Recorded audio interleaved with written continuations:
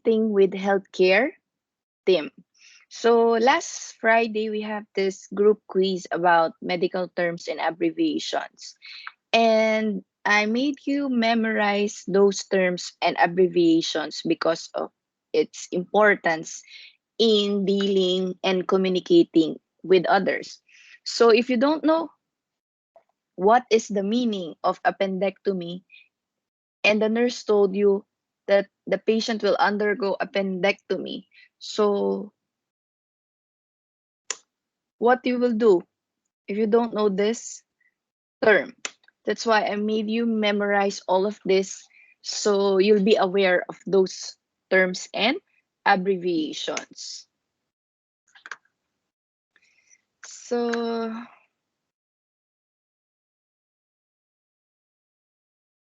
So those medical terms, they are derived from root, prefix, suffix, and a combining vowel. So for example,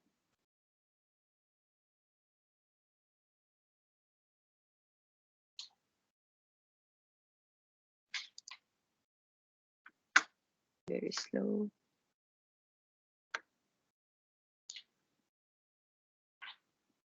So for example, cholecystectomy. So the full meaning of cholecystectomy is removal of gallbladder. So if you will know that the root word cholecyst means gallbladder and the suffix ectomy means removal of, so it will be removal of the gallbladder. So if you know ectomy itself, you will know the other medical terms which contains ectomy, like appendectomy. So appendectomy, removal of appendix. So next is hypoglycemia. So in hypoglycemia, there's a root word, prefix, and suffix. So the root word of hypoglycemia is glyce. So it means sugar. Prefix is hypo. Hypo means under or low. Suffix is emia, which means blood disorder. So it means that there is a low blood sugar. So any word which hypo, like hypotension, hypo means under, so the blood pressure is in under the normal level or low blood pressure level. Hypovolemia. Okay, hypovolemia is hypo means low, so it means that there is low blood volume. So this is the importance of medical terms. So these are the examples that I made you to memorize, So you need really, guys, to be familiar with this medical terms and abbreviations. So let's take another example. The usual terms that we are using in the hospital, brady. What do you mean by brady? Brady is slow. So we will use brady in word bradycardia. Bradycardia, which means slow pulse rate. Bradypnea, slow respiratory rate. Hyper. So let's check hyper. Hyper means excessive, too much or high. So hyper, excessive, hypertension, okay, high blood pressure. Hyperglycemia, high blood sugar. So these are the usual medical terms that we are using. And please memorize all of these, guys, because not all of you memorized it. Let's go with the abbreviation. So in the abbreviation, let's take one example like BID. BID means twice a day. TID means 3 times a day.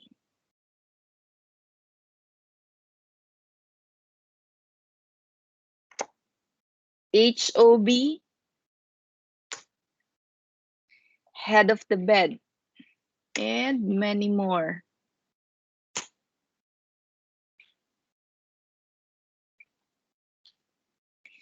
Please memorize this one, guys.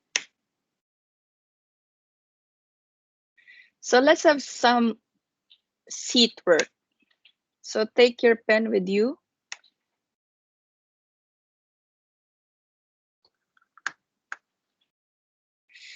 So let's have this example.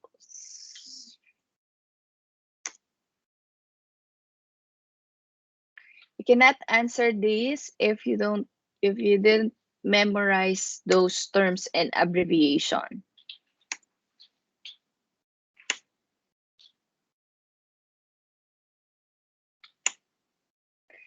Administer 3 drops to both ears. So when you saw this one in the file or in the chart, you will not actually see this whole words in the file. Okay, so let us translate it in the medical words. So administer 3 drops to both ears in the morning. So administer ADM 3 drops to AU. Drops is GTTS. AU in AM. Another example. Take blood pressure and electrocardiogram of the patient immediately as ordered by the lung doctor. Take BP and ECG of patient stat as ordered by the pulmonologist. So these are the words that you will see in the chart. Next, advise patient without bathroom privilege to prevent recurrent myocardial infarction. Advise patient without SBRP to prevent recurrent MI. So what is the medical term for skull? It's cranny. Next, after removal of breast, it's post-mastectomy. Another one. So let's go with abdominal regions. So we have 4 abdominal regions. We have the right upper quadrant. So as shown in the picture, left upper quadrant. Okay, so we have letter A, the right upper quadrant, the left upper quadrant, the right lower, and the left lower quadrant. Why you need to know this? Because the doctor will tell you, can you tell me where is the right upper quadrant? Okay, this is where the bladder is located. This is where the liver is located. So you need to know all of this to be a competent nursing assistant. Next, we need to go to directional terms. So what is the meaning of anterior ventral, posterior, proximal, distal, lateral, medial, superior, and inferior? When you're talking about anterior or ventral, toward the front of the body or a body part. So in the front of your body. When you're talking about the posterior, it's the opposite. It is in the back of your body. When you're talking about proximal, near to the center. For example, your ears is proximal to your nose, while your arm, while your hands is distal to your nose. So that's how it works. Distal to your nose. So distal is far from the center. When you're talking about lateral, it is away from the midline. So this is the midline. Okay, your nose is the landmark. This is the midline. So when we're talking about lateral, it is away from the midline. So for example, your fingers is lateral to your breast. When you're talking about medial, it's near to the midline. So for example, your nose is the midline, your cheeks is medial to your nose. Okay, so this is the picture. This is the midline. This is the anterior, the front, and the posterior. So we have the lateral away from the midline. Medial is toward the midline. Proximal, the near. Distal is away. Proximal is your thigh, and distal is your foot. We have also terms superior and inferior. When you're talking about superior, it is above the body. When you're talking about inferior, below of the body. So what is superior of your body? Your head. What's the inferior of your body? The legs. So that is the difference between inferior and superior. So let's check these examples.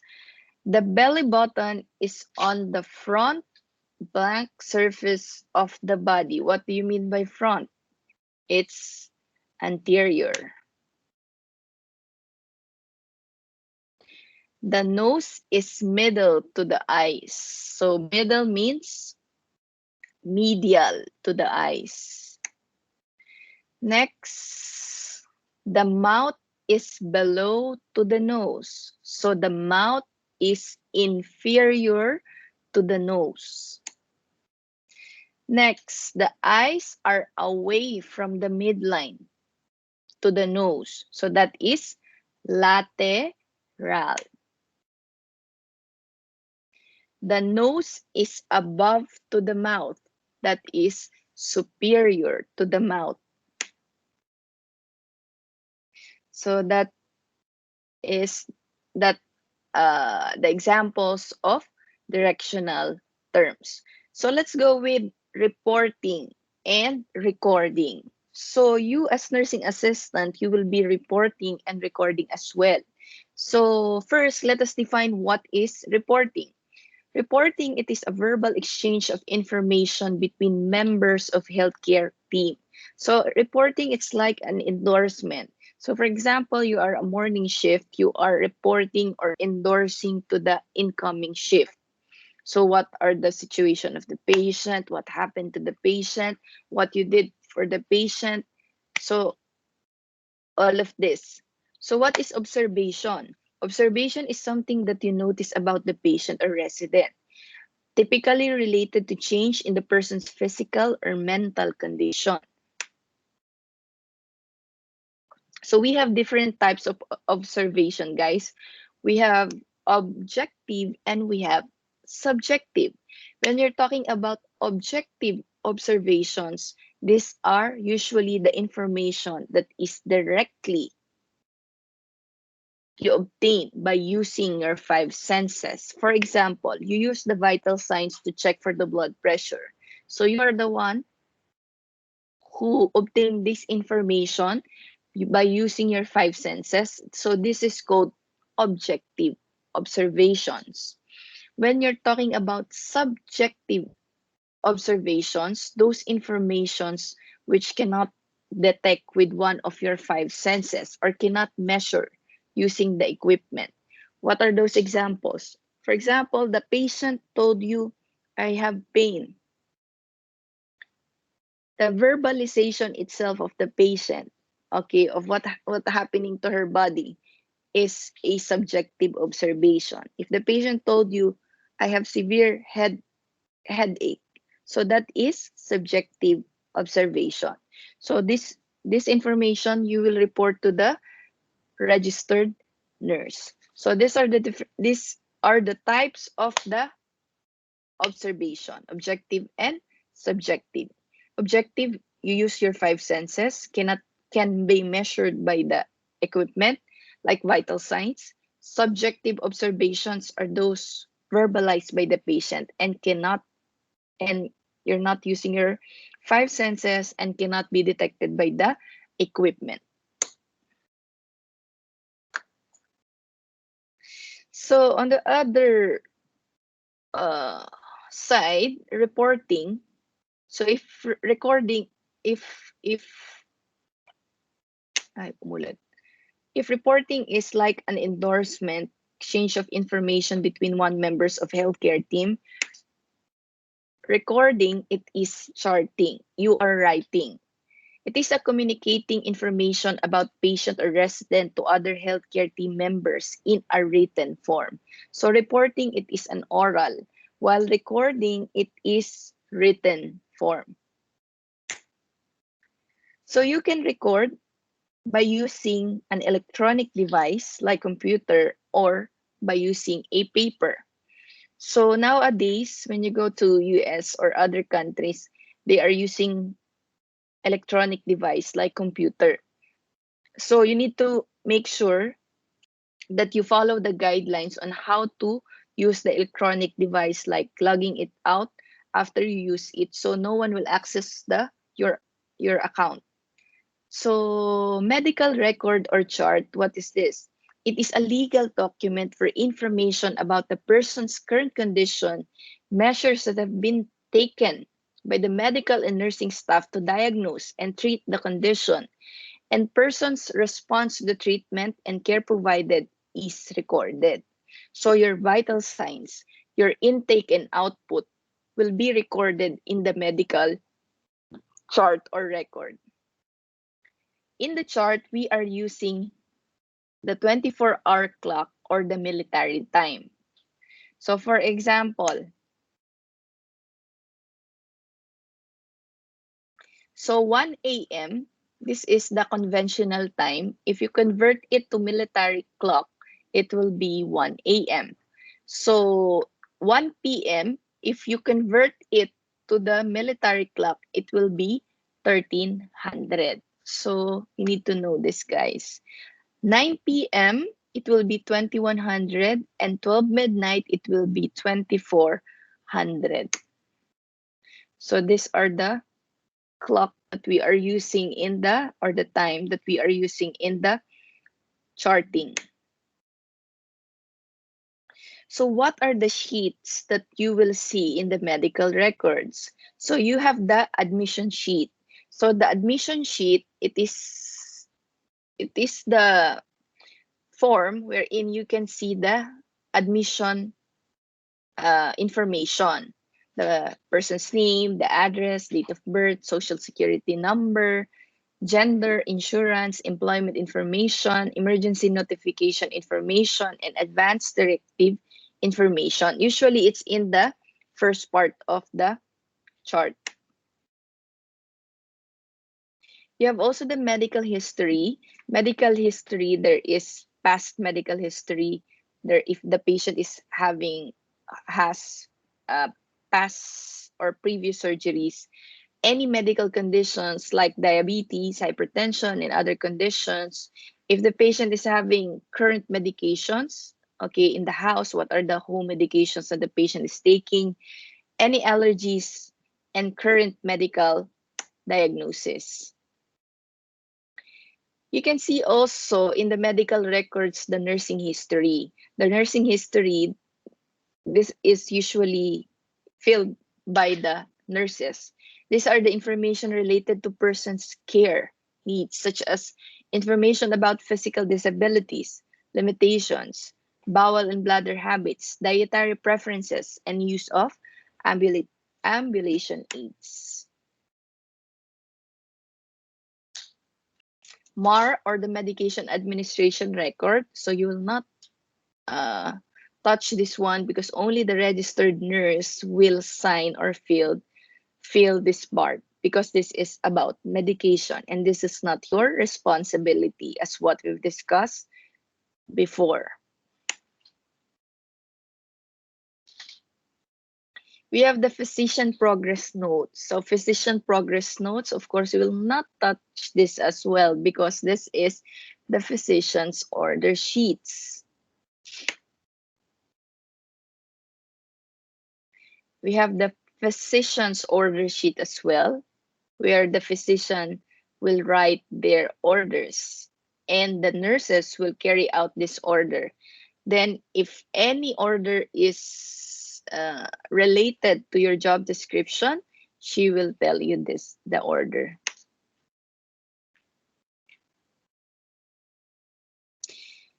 Narrative notes, this is where the nurses write their notes.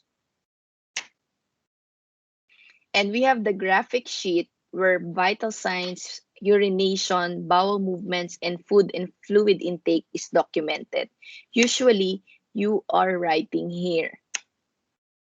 Okay, so you will write your vital signs, the intake and output of the patient, how many times the patient passed stool, urine, and how many glasses of water or any oral intake the patient have. So you'll write it here. And we have other miscellaneous documents like laboratory reports, radiology reports, and other diagnostic tests and treatments. So these are the forms that we usually saw in the medical records. Lastly, we have the cardex. Cardex, this summarize information in the medical record. Usually, you will see cardex in the manual charting. You will not see cardex in the electronic charting in electronic device, because in electronic device you will see summary. Cardex, it is a summary information in the medical record, drugs, treatments, diagnosis. So it's like a summary of the treatments, drugs, and other routine care, special endorsements, and special needs of the patient. For example, this patient is care of the president. So they will write here in the cardex. So the patient's medications will be listed here. The treatments, for example, enema every 2 hours or enema every day, enema before bedtime. So they will write here, but it's only the summary. Not all will be written here. What's the importance of cardex? So it will be easy for you to know what are the treatments, drugs, diagnosis. If someone asks you or the doctor will ask you, I mean the nurses.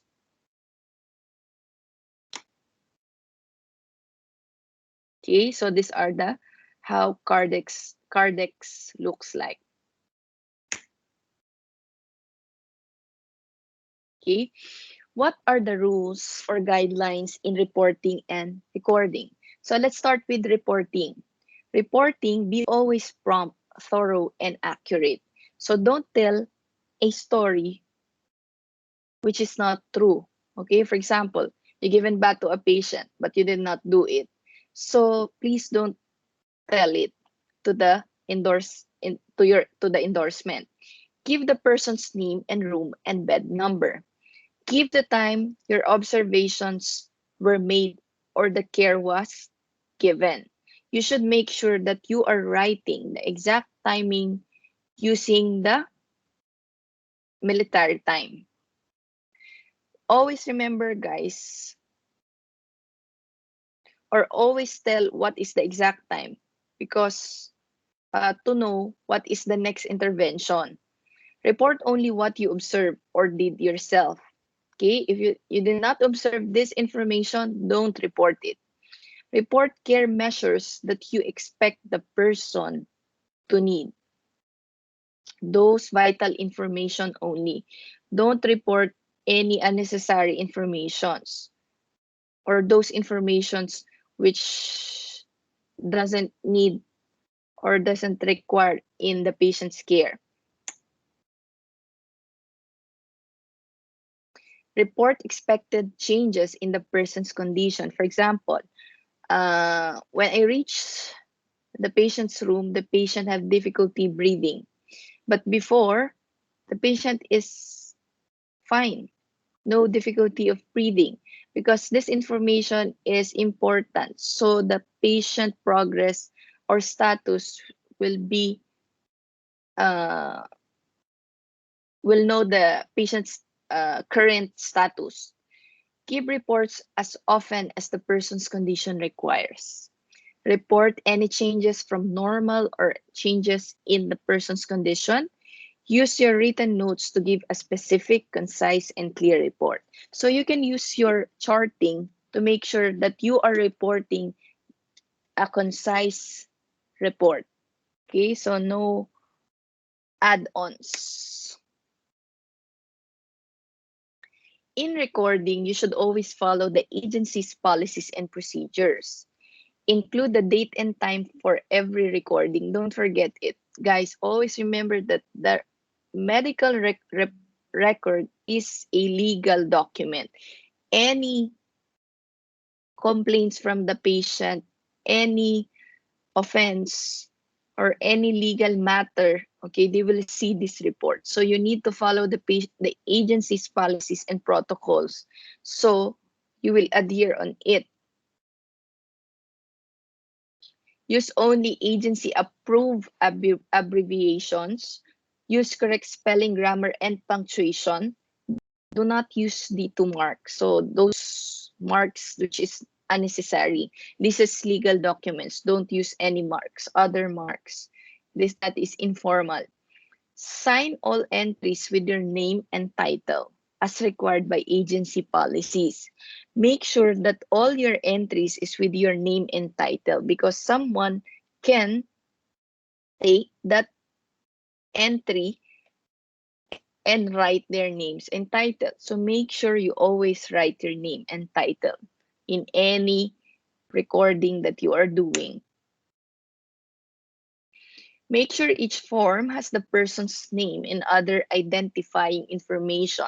So each form, for example, in when you're recording a graphic in a graphic sheet like vital signs, make sure that it is filled with the patient's name because maybe that sheet will be detached from the patient's chart and it will go to other patient's chart. So we don't know for whom this sheet yourself. Never chart a procedure, treatment, or care measure until after it's completed. It's not allowed to do advanced charting. Okay? It's not allowed to do advanced charting because maybe something happens and you charted already. So it is oh, it is illegal. So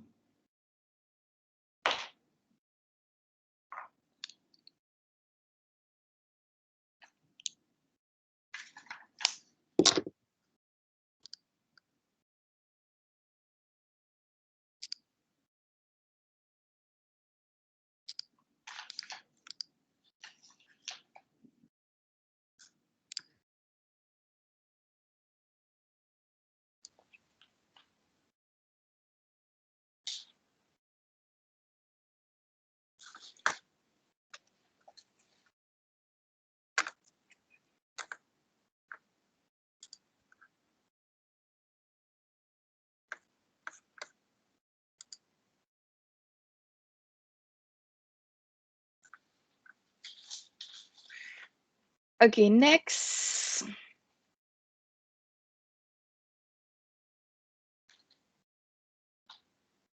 Be accurate, concise, and factual. Do not record judgments or interpretations. So, for example, you recorded that the patient's blood pressure is high. Then you add because of the family matter. So don't record that information. You need to record only the fact, not your interpretations or not your judgments,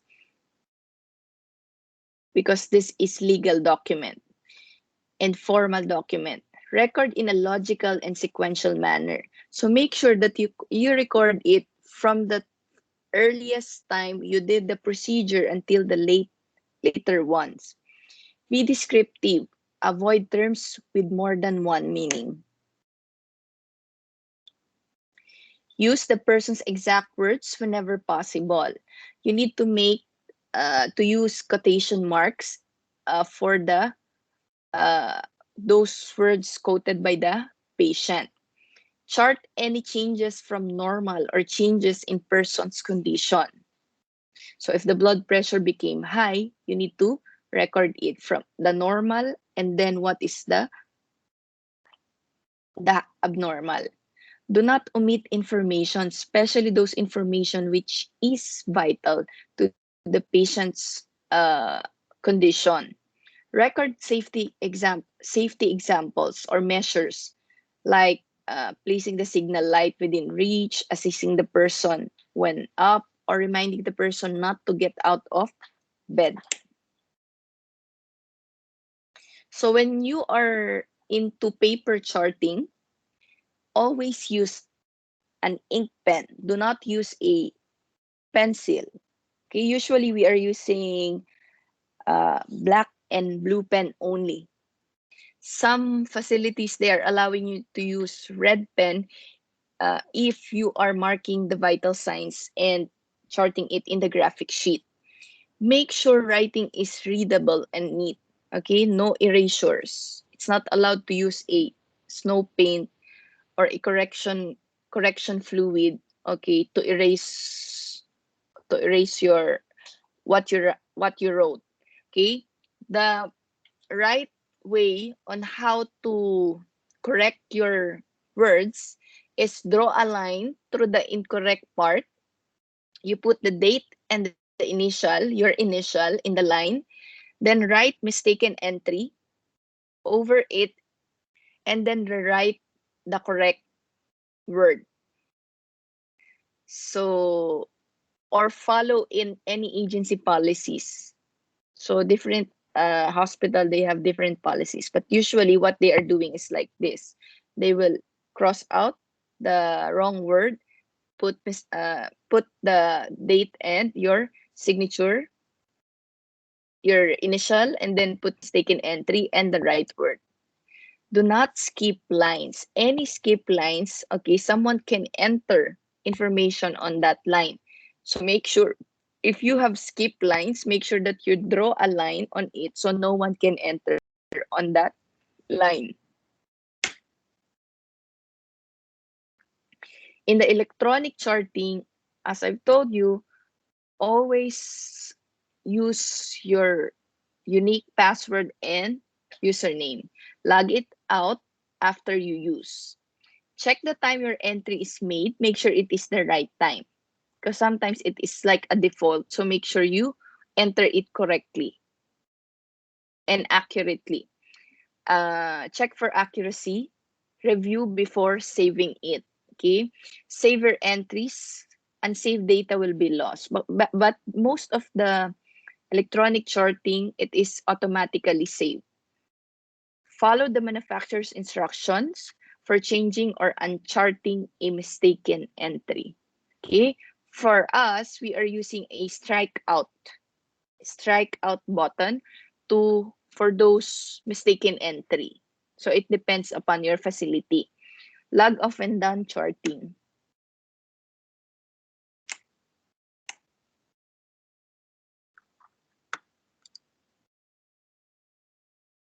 So these are the guidelines in reporting and recording. So next, let's go with responding effectively to difficult, challenging behavior. Guys, we cannot deny that we will be handling those patients who have challenging, difficult behavior. So like those patients who will punch you, kick you, say bad words towards you. So you will encounter these types of patients. So you need to ensure that you are ready how you will face this type of people. So first, let us define some words just to understand this topic. First, challenging behavior. Challenging behavior, it is a behavior of such intensity, frequency, or duration that the physical safety of the person or others is placed into a serious jeopardy, or behavior which is likely to seriously limit or deny access to use of ordinary community facilities. For example, you're handling an abusive uh, patient, okay, nagging on you, telling bad words on you. So these are the patients with challenging behavior. Violence, it is use of physical force, verbal abuse, threat, or intimidation, which can result in harm, hurt, or injury to another person. If one patient showing violence, okay, make sure you inform it immediately to your nursing in charge and follow your agency policy or hospital policy. In our in our case, in our hospital, what we are doing, okay, we are announcing a code that's called code white.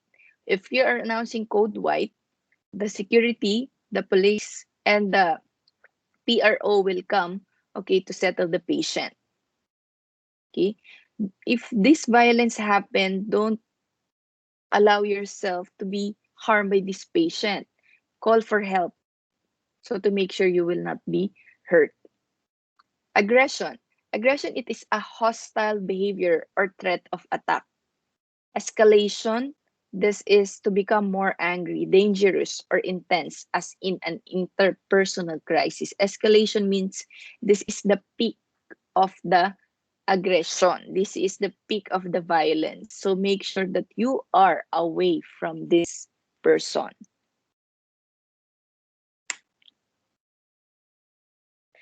So these are the examples of challenging behavior that we will encounter later on in the hospital or any facility. We have the aggression and violence, passive aggression. We have forceful refusal to cooperate. So what they will tell, I don't want anything. I don't want to take any treatment, any medicine, any procedure. So these are one example of this scenario.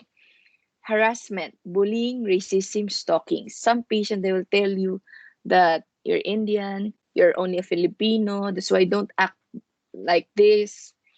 Some, they have mental health. So mental health like schizo, bipolar, uh, delusions, confusion. So these are one of the difficult patient that you can handle, that you can imagine. Alcohol and drug abuse. For my experience, these are the most difficult patients that you can handle because of this, of under the influence of alcohol and drugs, the patient became mm, aggressive. Okay, they can kill you, they can harm you, they can hurt you. So make sure you you ask for help. Other challenging behaviors include anything that causes offense or distress, life threatening. Okay, some patients, they can stab you, they can get a sharp object and they can kill you. Threatens the emotional well-being of the others, does not comply with organizational policies or procedure.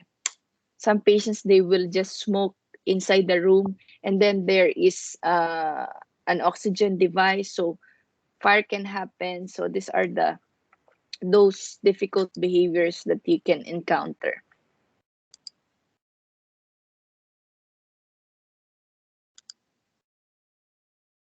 So what are the early warning signs of aggression? You need to take note of this, so you will know if the patient will uh, is starting to be aggressive. So first is rapid breathing. Rapid breathing, you have a clenched fist and teeth, flared nostrils. Okay, flared nostrils is like the nostrils is becoming like big.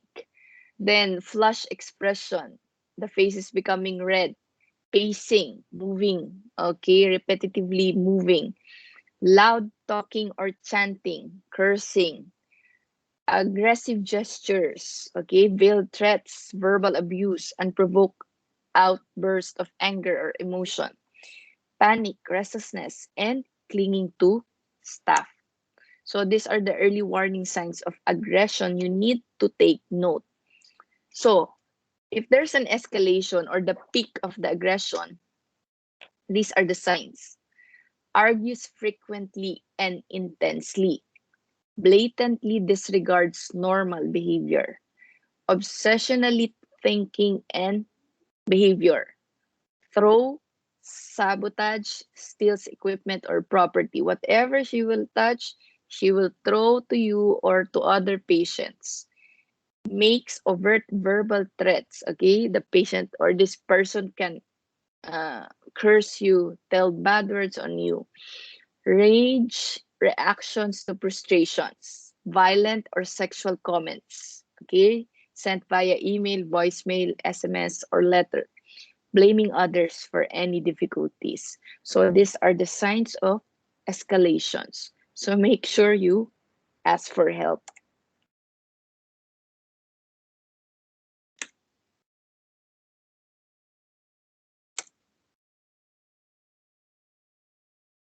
Urgent signs. What are those urgent signs? Severe distress, history of substance abuse or violence. Guys, imagine if you have this alcohol withdrawal patients, okay, at first they are so quiet. After 48 hours that they will not drink alcohol, what happened is they will have withdrawal. And the withdrawal, be ready with the withdrawal because they will become aggressive. Okay, I experience a lot of these people, alcohol withdrawal patients, and they are very aggressive. They are very strong. Whatever or how much what's this? How much restraint you will put with the patient, they are very strong. They can remove it.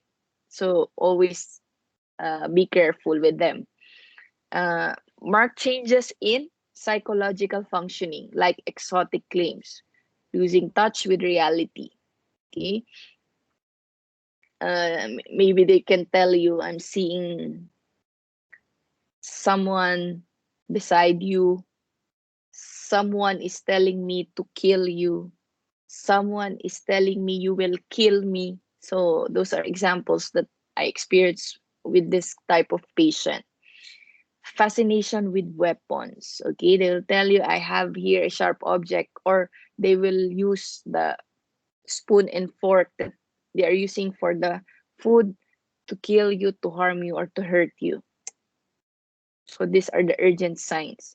So guys, how you will prevent the escalation? Always remember that you need to be calm. Always be calm. Okay, because if you will be disturbed also, if you will show uh, anxiety, okay, the patient will escalate more. Use active listening to find out what is the problem, but make sure when you're listening to the patient's complaint, okay, or what the patient is talking about, make sure that you are not near with the patient, because anytime the patient can harm you, because this is escalation. Acknowledge the concerns or emotions of the client, whether you agree with them or not. Always acknowledge, okay, I understand what's your point. I understand what your situation. I understand your situation.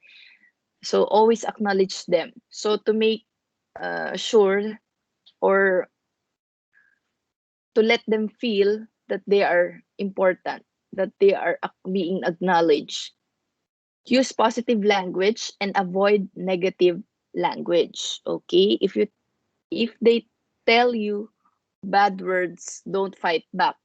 Okay, because if you fight back, what will happen? It will escalate more. Let them know, let them know you what they want, okay, or what you can help. Let them know the consequences of their behavior if it continues or escalates.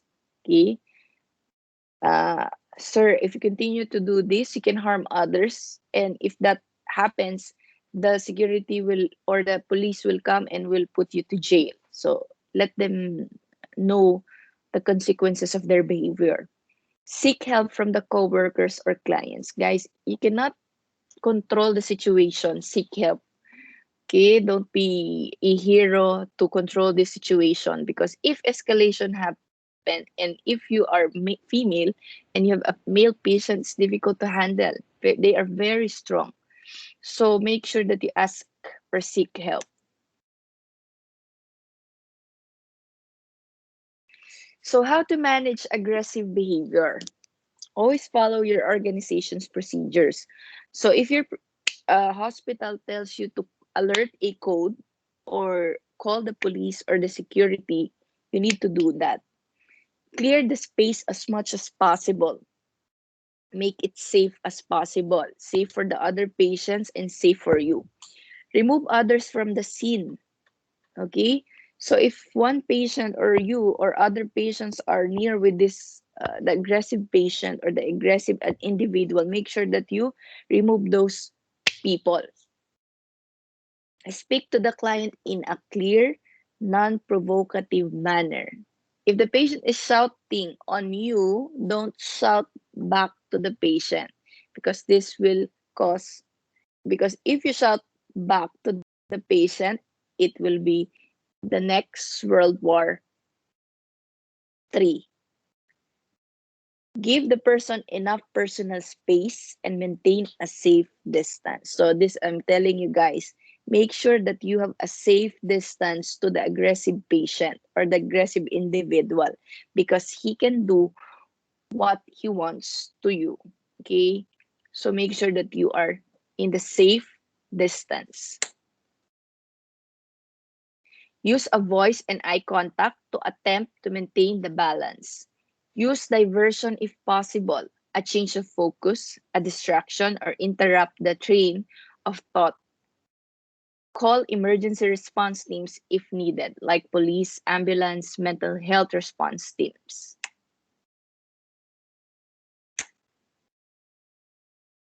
So, in the hospital, there there are some conflicts not only with the patients and the healthcare provider, but also between healthcare provide uh, between the healthcare provider itself.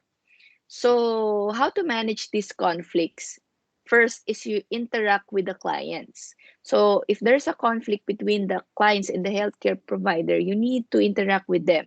You need to talk to them, to talk what's your concern and what's their concern, and how to resolve the conflicts. Effective listening skills. As I've told you guys, listening is an effective way, okay, on showing your clients that they are heard, that they are being heard, that they are being valued. So make sure that you always listen to their concerns and situations. Respect others' viewpoints, okay? Some healthcare workers have these conflicts because they are not respecting each other. Like this culture. Okay, if you saw one healthcare worker who is eating, okay, other health worker who's eating, not using their spoons and spoons and fork like the Indians. Okay, if you saw them, it's like they're eating in your pantry. It's like a Filipino seeing the way how they eat. It's like different from ours. So if you will not respect that, okay, there will be always a conflict. Okay, so always have this awareness, cultural awareness, with you.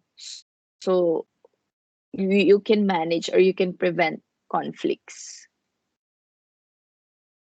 Okay. Now, let's go with therapeutic communication.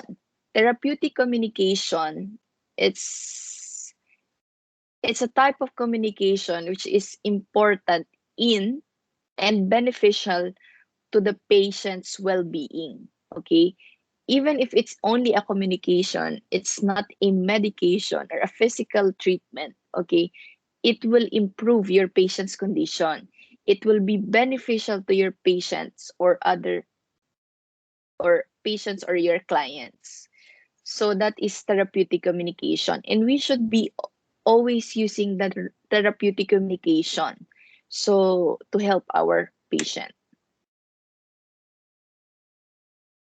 So these are the therapeutic techniques that we can use for our patient. First is active listening. Active listening is paying close attention to what the patient is saying. Okay, just listening to your patient. Just maintain an eye contact and making verbal remarks to clarify and encourage further communication. We can use also offering self. Okay, offering self, making yourself available and you're showing interest and concern, okay, to what patients is talking. So for example, I will walk with you. So these are example of offering self. Next is exploring. Exploring, it is a technique that encourage the client to provide more details. So if you want to dig more information to the patient, okay, you can tell like, tell me more about your son. Sometimes if you cannot say anything with your patient, if you lacks words uh, to tell to your patient, to just tell me more, tell me more. Okay, this is a good way. This is a therapeutic technique, by the way. Uh, Another example is giving broader openings. Okay, giving broader opening, guys. It is a technique particularly useful when the caregiver wants fuller and deeper information from the client. Okay, for example, what do you want to talk about today? Okay, you just say a broad topic, and then the client will uh, talk on it and then elaborate it. Another technique, guys, is stating observation. So you're just verbalizing what you observe to the patient. So like if you saw a patient uh, angry, you can tell you sound angry, you looks angry. So this is stating observation. Another one is encouraging comparison. Okay, encouraging comparison is asking to describe similarities and difference among feelings, behaviors, and events. For example, can you tell me what makes you more comfortable working by yourself or working as a member of a team? Okay, you are comparing one thing to another. So this is encouraging comparisons. Another one is summarizing. Summarizing, it's reviewing the main points of discussions and making appropriate conclusions. So for example, usually this is done in psychiatric ward. So there will have a psychotherapy. Usually it's a meeting between a psychiatric patient. So the nurse will tell, during this meeting, we discuss about what we will do when you feel the urge to hurt yourself again. And this includes taking deep breaths, uh, talking to others, so and so on. So this is summarizing. We have also confronting. Confronting, okay, sometimes confronting is, we think that confronting is not good. Okay, it's not therapeutic, but it's really therapeutic in a good way. So confronting, it's stating what is real and what is not without arguing with the patient. So confronting is usually used for those patients with hallucinations and delusions, like patients with schizo and bipolar. For example, those patients with hallucinations, I know you hear these voices, but I do not hear them. Or you can tell, uh, I don't see anyone next to you. I'm Lina Lee, your nursing assistant, and this is the hospital and not a beach resort. So you will tell the reality to your patient. Okay? You will not argue with your patient, but you are telling the reality. So that is confronting. Another one is clarification.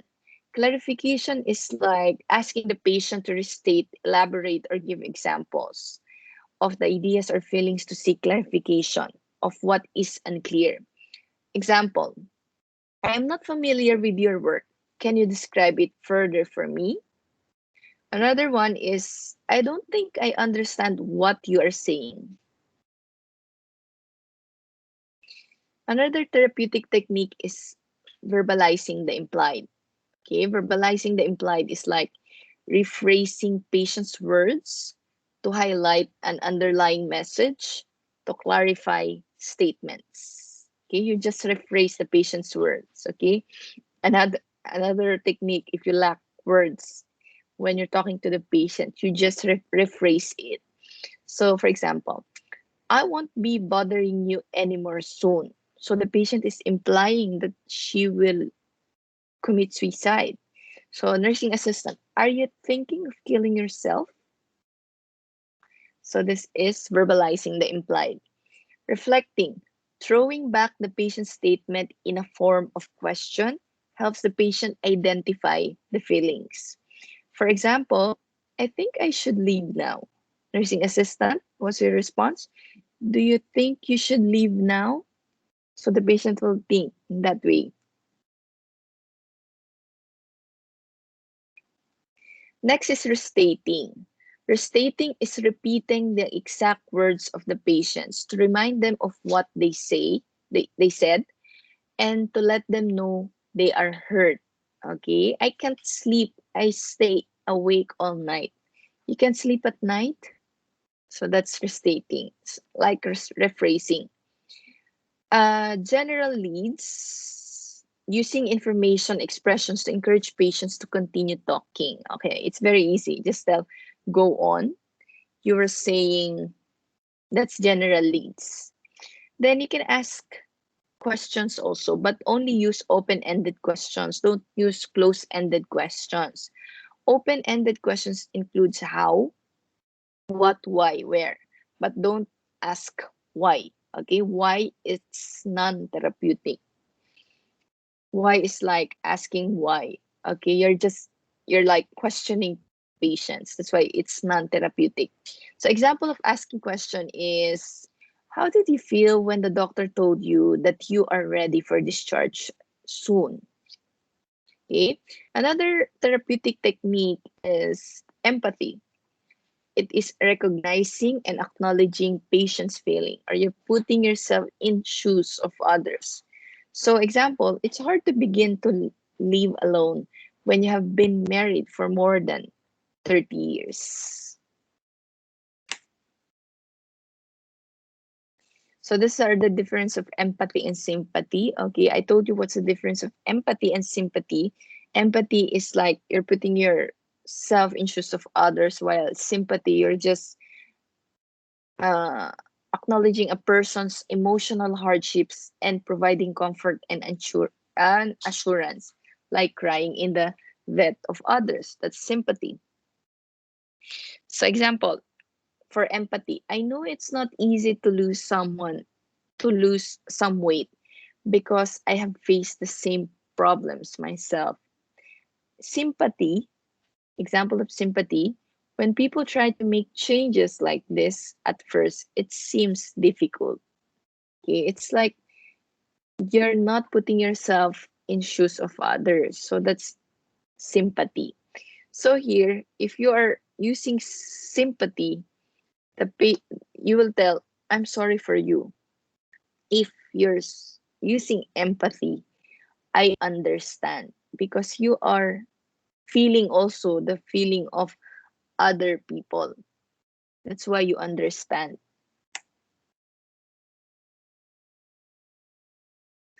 Okay.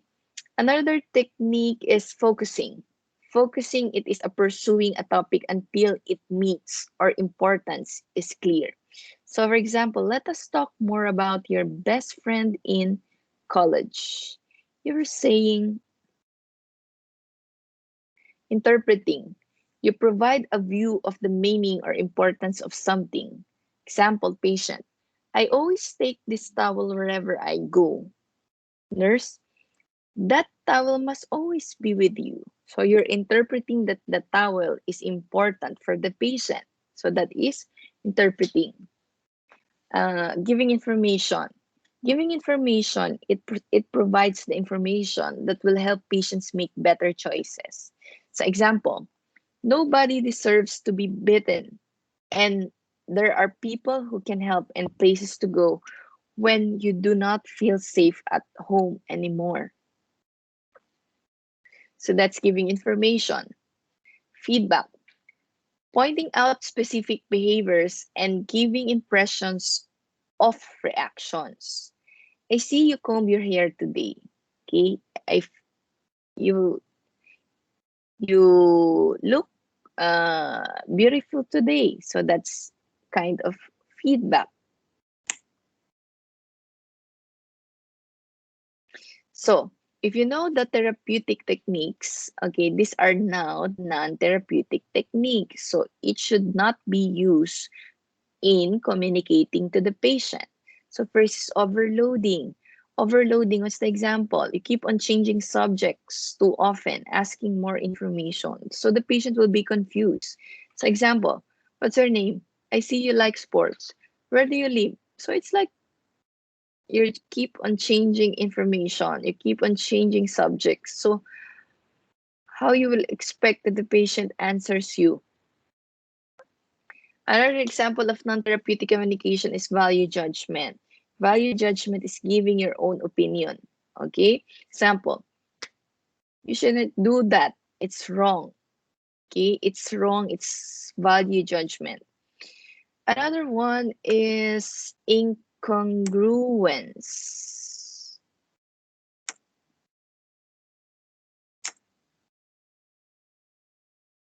Incongruence is like sending verbal and non-verbal message that contradicts one another. So the nurse tells the patient, I'd like to spend time with you. I like to spend time with you, and then she walks away. Okay, so that's contradicting. So that is incongruence.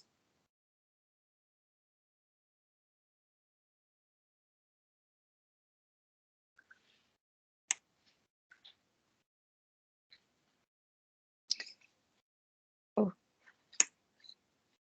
mali.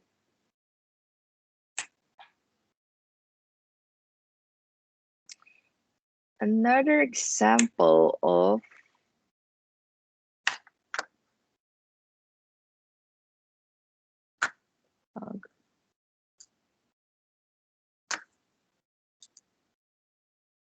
non-therapeutic technique is false reassurances. Okay, don't tell the patient, okay, this is what we are doing always. False reassurances.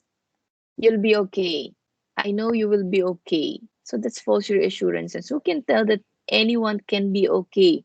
Only God can tell you when you will be healed, when you will be cured. So don't tell false reassurances. Then after that, if you told you'll be okay tomorrow, you'll be okay soon, then the patient died. So how do you expect that they will react on that? Invalidation, ignoring or denying another's presence, thoughts or feelings. Okay, example, how are you? The nurse responds, I can't talk now, I'm too busy. So that's invalidation. Next is focusing on self. Okay, you're unlike a narcissist. You keep on focusing on yourself. So, example, this sunshine is good for my roses. I have beautiful rose garden. So you're only talking on your roses. You're not talking about the patient itself. Changing the subject. Okay, you're introducing new topic inappropriately. The client is crying when the nurse asks, how many children do you have? So that is non-therapeutic. And lastly, giving advice. Okay, giving advice is non-therapeutic. Okay, asking for suggestion. Okay, or making suggestions. That's the right thing.